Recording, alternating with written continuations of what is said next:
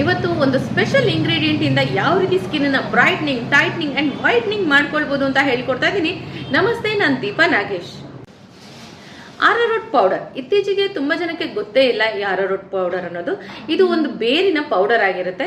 So ಇದು ಈಸಿಯಾಗಿ ನಿಮಗೆ ಮಾರ್ಕೆಟ್ ಅಲ್ಲಿ ಸಿಗುತ್ತೆ. ಈ ಆರಾರೋಟ್ ಪೌಡರ್ನ ನೀಟಾಗಿ ಬಿಸಿನೀರಲ್ಲಿ ಕಲಸಿ ಅದನ್ನ ಮಿಕ್ಸ್ ಮಾಡಿಬಿಟ್ಟು ಫೇಸ್ ಪ್ಯಾಕ್ ರೀತಿ ಅಪ್ಲೈ ಮಾಡಿಕೊಂಡು 20 ಮಿನಿಟ್ಸ್ ಬಿಟ್ಟು ಫೇಸ್ ವಾಶ್ ಮಾಡೋದ್ರಿಂದ skin whitening, tightening and brightening ಕೂಡ ಆಗುತ್ತೆ. ಇದರಿಂದ ಸಾಕಷ್ಟು ಸ್ಕಿನ್ ಬೆನಿಫಿಟ್ಸ್ ಕೂಡ ಇರುತ್ತೆ.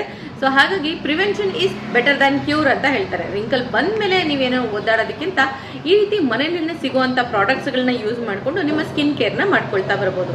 ಇದೇ ಆರಾರೋಟ್ ಪೌಡರ್ನ ಬಾಡಿ ಪ್ಯಾಕ್ ರೀತಿ ಕೂಡ ಅಪ್ಲೈ ಮಾಡ್ಕೊಳ್ಬೋದು. ಕೆಲವರಿಗೆ ಟ್ಯಾನ್ ಆಗ್ಬಿಟ್ಟಿರುತ್ತೆ ಅಥವಾ ಡಿಕಲರೇಷನ್ ಕೂಡ ಇರುತ್ತೆ.